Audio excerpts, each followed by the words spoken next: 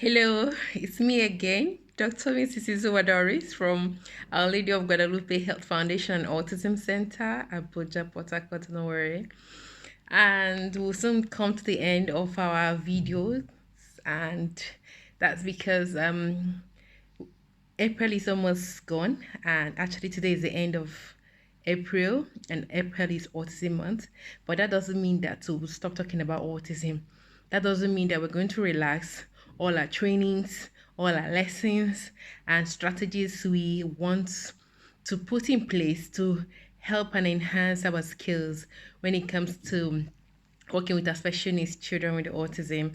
So I'm going to be talking about cognitive function. How can we enhance cognitive function in terms of transitioning for our special needs children? Remember, this year's theme is transitioning into adulthood, and that's the process of moving from one stage of their life, from children to adolescents to adults, post-secondary education. What are they going to do?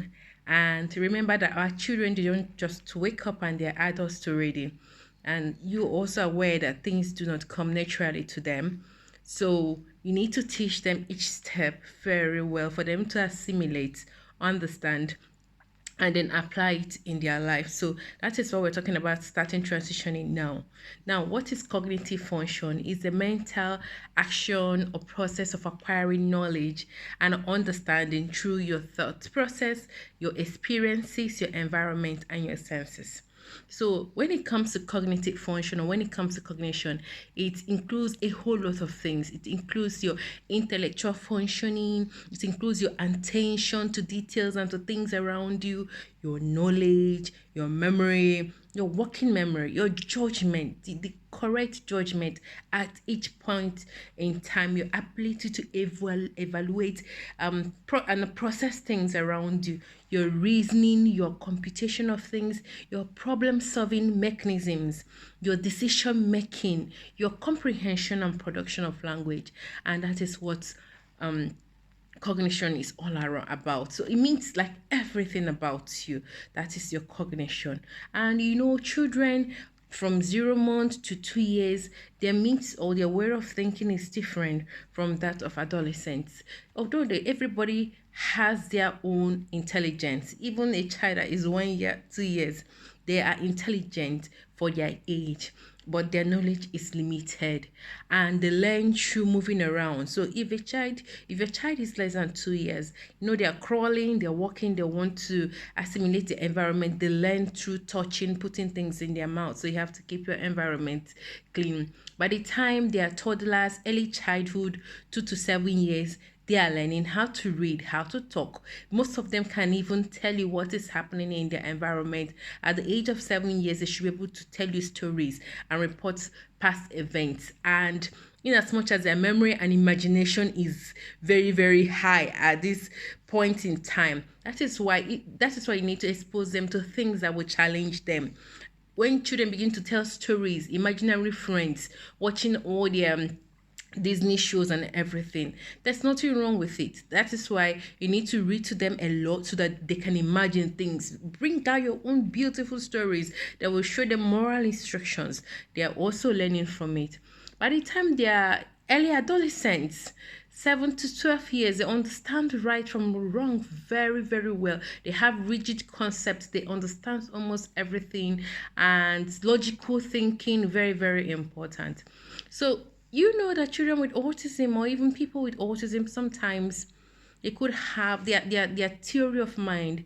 They know what most of them, but it's just that they think differently. And because of autism, they have some limitations or things that could hamper their ability to assess their environment just like every other person. For example, they find it difficult to appreciate another person's thoughts and feelings, what we call the theory of mind. They don't anticipate or understand what the next person is thinking about or is going through. For example, if I take a banana, the other person is hungry, kept the banana and walked away, then I will just go and take it because I'm hungry. I'm supposed to know that the other person will not be happy. I'm supposed to know that when the person comes and start looking for the banana and starts crying, the person cried because he or she was sad, somebody took the banana. They're supposed to anticipate another person's thoughts and feelings. Secondly, our children with autism, they have problem regulating their emotions, their behaviors, controlling their behavior. Sometimes you see them throwing over tantrums over things that we might not understand. Maybe they have sensory issues or the noise is too loud. They were not able to talk to you about it. So they can throw tantrums and become aggressive because they don't know what's happening in the environment.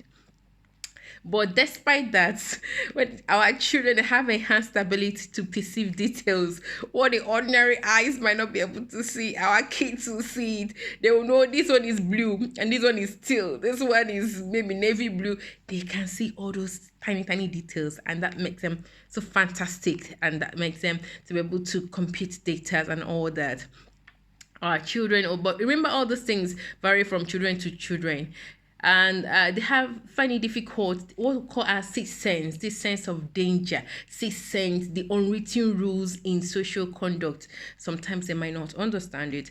I've seen one of the adolescents with autism ask me when he or she, so when he is supposed to know someone has really stopped talking to him so he can walk away, because the report was that he walks out on people. Do you understand? So he needed to know when you have stopped talking, so he will now walk away, because he didn't know. So once you pause, you walk away thinking that you had finished talking. So that sense that no, this person has not finished. Oh, there's a danger. Oh, people are running towards the left. Maybe there's a danger and in the right. Let me run with them. So that assistance, and sometimes they might have difficulty. And then another problem is empathy, affective empathy towards others. I feel your pain. They might not really understand it, because emotional intelligence is important as part of a cognitive reasoning. So you need to teach them all these emotions, facial expressions, why people are happy, people are sad, someone is angry, someone is surprised. You need to learn all those things. You need to exaggerate it. So their parents, you need to understand all that. So they will look at people in the face and know when somebody doesn't want them to touch something, and kids find it difficult to hold themselves. So they can go and see someone that has computer and they like computer, and then they'll just go and grab it. They're supposed to know that when the person shows displeasure on the face, the person said, no, you dare not touch my computer. So we need to teach them all those things. And when somebody is crying, we need to say sorry. So we should teach them all those things. But you should know that even though some of our kids with autism are non-verbal or they have limited communication, does not mean that it's equal to their cognitive functioning. Most of them do have cognitive skills far exceeding their verbal abilities. That they cannot talk does not mean they don't reason. Please, it's important you know that, because our kids are quite intelligent, okay? And it improves with age, especially as therapy continues, and as they start school early or start early intervention therapy, their cognitive ability also improves. All right, so we need to motivate them to learn. They have to teach them the ability to do things like cooking, packing their toys. All those things are very, very important. Their emotions. So how can we help our kids improve their cognitive function?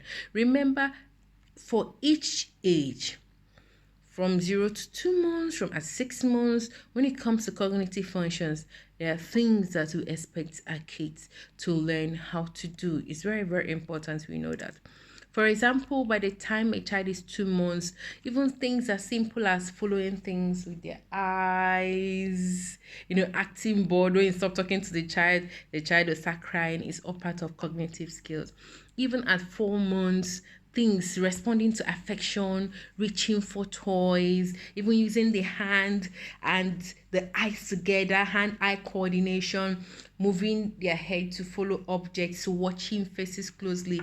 A child is supposed to know that. So if your child is not doing it, it's part of cognitive function. You need to exaggerate and start, holding the face, playing with your child. So as early as 4 months, you should expect your child to show an element of cognitive reasoning for age. It's very important. Then what about the age of we've talked about 6 months. What about the age of 9 months? At 9 months, what do you expect your child to do? If the child is 9 months and is not doing it, or even when it's not doing it, you need to teach him. Watching things for looking for things you've hidden. That is why we do peekaboo, because our kids feel that when you do peekaboo, it means you're no longer there once you cover something. So you can even do a game. You cover things under small blankets and say, let's look for it. Where is the ball? Under the blanket. You need to teach them all those simple things. It helps them a lot. How to say peekaboo, even moving things from one hand to the other. So just don't do everything for them. You can keep the toys away from them, especially 9 months. They should be crawling by then. Let them reach out for it. Even as things as simple as picking up, using their pincer grabs to pick up things, is also part of cognitive reasoning for that age. Then by 12 years, buy them all these toys that make noise. Shaka, shaka, shaka, shaka, shaka, shaka is very important. Banging things, don't mind the noise, is important for them. And looking at the pictures, you can get flashcards. Begin to teach them small. The apple, the banana. So by the time you say, give me apple, our children with autism might not be able to do this. So even if they're 2 years and they're not able to do this that they're supposed to have done at 1 year, there's nothing wrong in you teaching it. Do you understand? So things as, banana, the picture of banana, or even the actual banana, this is ball. Have flashcards. If you don't have already made flashcards, do yours. Cut out pictures from magazines, cut out pictures from books, the previous books, the other ones I've used before. Use cardboard, paste them with gum on the cardboard, on a carton, so it becomes very, very strong, so they don't tear it easily. Use it and teach them. Let them know what things are for. Cup. Take a cup, drink water, cups to drink water. Label things, let them see it. You just don't go and bring a food and put and then feed them. Let them know, this is a plate, let's go get your food from the plate, from the pot. Take your spoon and eat. Let them know what things are useful. The hair is for brushing, the cup is for drinking. It's very, very important. And they should back two things together. Put things in a container, take it out. Put in a container, take it out. So at 1 year, they should be doing this. Following simple directions, you can teach one-step instruction. Come here. Emmanuel, come here. You use physical prompts. Come here. Do you understand? Go. Open the door. Stand up. Sit down. But before you give command, make sure you have the time to follow it through. So if you say, Emma, come here, make sure you go and bring him if he's not obeying it. Full prompt. Emma, sit down. And Emma refuses to sit down. If you don't follow through, next time if you give that instruction, our kids will not listen to you. So you need to teach them that, okay? So once you can do one-step instructions up to 10 instructions, so that they learn how to obey instructions when they transition to regular school. Inclusive education, when somebody talks to them, they should be able to follow through and also listen and obey instructions. That is why we say that they're under instructional control, or they're not yet ready to go to school because they won't listen to anybody. At 18 months, they should know what ordinary things are used for. They should learn how to point. If they're not pointing, you teach them. You use your hand and teach them how to point. They want to eat the cookies, let them point at that cookies. Or you want to point at the cookie, which one do you want? The green one or the blue one? Point. You teach them how to point. You want to drink water, which cup do you want? The blue cup or the... Teach them how to point is important. And let them show interest in playing. Play. You learn through play. And remember, our children with autism, most of them do not know how to play. In fact, instead of playing with a toy as a whole, you see them just playing with one part of a toy. So teach them how to play with toys, how to stack their blocks. Very important, because you need attention and concentration to stack the wood, not the Lego, the wooden blocks up. So teach them how to do that, how to scribble. Okay, so that's how you can enhance cognitive skills at that age. At the age of 2 years, you should be making some imaginative play. bathing the baby doll, combing the hair of the baby doll. I'm sure you did it. I'm sure you cooked with those empty things and sands when you were small. Those things would have helped you as we're growing up. So our children should do imaginary play. Some of them will even cut papers and it will become the dog. Oh, the dog is saying woof woof. Play with them. Let them have that imaginary play. Imaginary friend is important. And stacking of blocks, coloring, very, very important. These are good the things they're supposed to do in terms of cognitive function for age. At the age of 3 years, the child should be able to also improve in their make believe, play, begin to turn pages of books, begin to get interested in books, begin to do puzzles. Very, very important. And at then the age of 4 years, they should know their colors, they should know their numbers, alphabets, understand counting, start understanding time or morning, afternoon, night. Start drawing, even if it's one circle, start using scissors, copying, capital letters, small letters. Teach them.